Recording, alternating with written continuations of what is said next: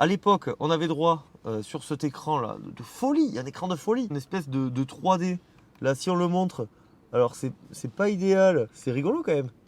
En 2012, je trouve ça assez marrant, voilà, de superposer des trucs comme ça. Sinon, ce qui est aussi assez drôle, je trouve, c'est le volant. Regardez la tronche qu'il a. Il est assez atypique quand même. Il est pas rond, il est ovale, une espèce de pré-Peugeot, les petits volants Peugeot. C'est vraiment particulier, mais j'aime bien.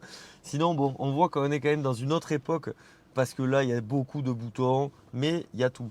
Ça, c'était assez moderne pour l'époque aussi, d'avoir un petit levier de vitesse, frein de parking automatique.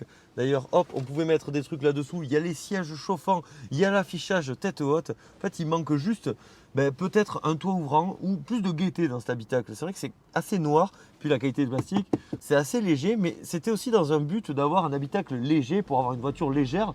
La voiture s'allume, et, oui, et puis là, je peux vous dire que je suis à deux doigts de